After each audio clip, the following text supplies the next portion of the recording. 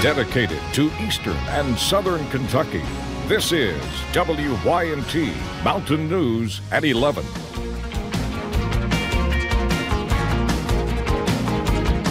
Good evening, I'm Justin Case. Our severe weather alert day continues as heavy rain is here and it's already having a big impact on the mountains. Let's check in with meteorologist Paige Noel for a look at the full forecast. Paige. Yeah, Justin, it's raining outside and it's really still raining, and that's going to continue as we head into your Saturday and into your Sunday as well. You'll notice that light rain across eastern Kentucky, heavy at times in those pockets of yellows. You'll also notice those flood warnings out for the Kentucky River and for the Cumberland River. And those are in effect well into your Sunday and into your Monday. Temperatures, they're a little bit chilly to the upper 30s to lower 40s, but notice the warmer temperatures down into the Cumberland Valley, those upper 40s to lower 50s. Those will be making its way north and start to warm us up as we head into the rest of your Saturday. Now, we do have the flood watch out for our counties in Virginia, West Virginia, and Tennessee. That is through Sunday morning, and then we also have this flash flood watch for almost all of eastern Kentucky, and that is until 7 a.m. for your Sunday. You'll notice on Future View the rain moving in right around 4 o'clock. Heavy rain down into the Cumberland Valley, becoming heavier throughout the morning. This showing right around 9. Notice the Cumberland Valley really getting in on the bulk of the shower, showing a slight break in the rain by the afternoon, but then we see that heavier band starting to move in right around 9 o'clock to 10 o'clock, and that's when those storms are going to move in.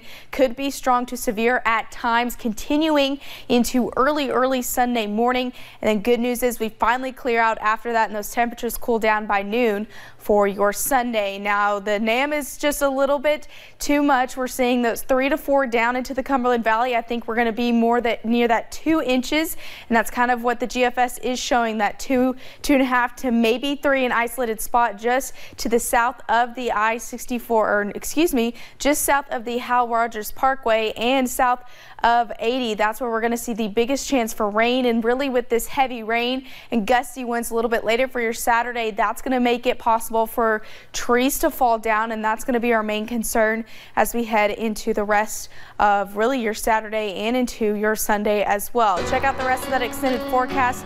You'll notice sunshine finally returns as we head into your Monday and Tuesday, and then we're going to see those rain chances start to return by middle of next week. Justin. Paige, thank you very much. A massive rock slide in Pike County destroyed cars and damaged local businesses. The slide happened overnight along South Mayo Trail right outside of downtown Pikeville. Several cars were damaged and 2 are still trapped inside the debris. A tree hit a local business and caused some damage. Officials say they do not know when the slide will be cleaned up. They are still working on multiple slides around the county. Officials in multiple counties across the mountains have already declared state of emergencies because of the bad weather, many of the issues being from rock slides, mudslides, or breaks in the roadways. Not only has Letcher County made the declaration, but today officials in the city of Whitesburg followed suit. Today I went to the city to find out why. Judge Executive Terry Adams says his road crews are responding to slides almost daily, sometimes in the middle of the night. We've got several incidents going on right now. One major slide in Ulvey we've got pretty much repaired as of now.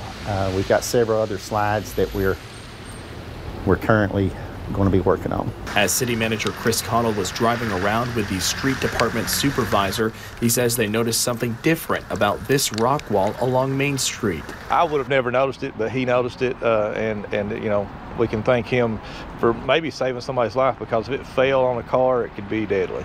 It's bulging, and it has Main Street closed in both directions. We've got 5 different active slides, and that's what we were out surveying, those slides, and he told me about this. These are pictures of other slides inside city limits. This is why city officials declared their own state of emergency separate from the one declared by the county, and the effects of this slide might be felt for weeks. They said it could be up to 2 weeks, you know, but if it went ahead and fell over, probably could be sooner than that, but they're going to have to bring equipment in here to pull the piece of rock off of the cliff.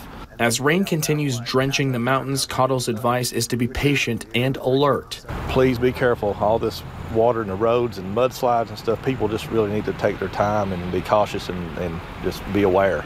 Preparing for more problems on our roadways. City officials recommend using the ramp to the bypass when driving in or out of Whitesburg in the meantime. Friday morning, Letcher County jail officials say Jeffrey Williams turned himself in. Williams was wanted on charges of stealing thousands of dollars from local veterans. From the arrest warrant, we learned Williams is accused of writing checks out of a VFW account to himself or others without permission. Arrest documents show the value of those forged checks is more than $21,000. Local veterans say these charges are hard to understand. I just can't see somebody doing something like that. I'd rather give a man $1 than cheat him out of it. That's for sure. Williams is also accused of charging almost $5,000 to a VFW credit card, also without permission. There are a total of 44 charges against him.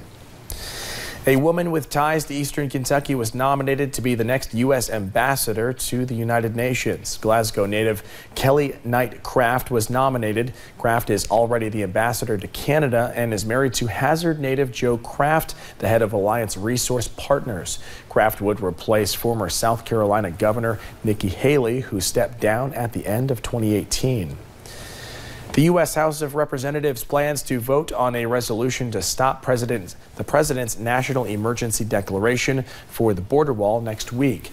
Democratic Congressman Joaquin Castro has introduced the proposal. Speaker Nancy Pelosi says the House will vote on the measure early next week. There is no emergency at the border. It's a mythology of the president, not a reality. Everybody knows we need border security. We need a wall. I think it's a very bad subject for the Democrats. The resolution to revoke that has more than 225 co-sponsors, including one Republican, Justin Amash. Several Senate Republicans have voiced concerns with the president's emergency declaration. To pass it out of the Senate, Democrats only need to sway a handful of Republicans. And he is perhaps the most adorable officer on the South Charleston, West Virginia Police Department. Weighing in at 8 pounds, Sachus was a stray taken in by the department. After a quick neuter and shots, officers there say he helps victims tell their story to police, though he does get distracted easily, and sometimes he naps on the job. Well, thank you for joining us tonight. Coming up on the next version of the Appalachian Wireless Sports Overtime, Sports Director Marcus Browning will have highlights and scores from across the coverage area. Teams competed for their respective district championships tonight. We'll be right back. WYMT Weather.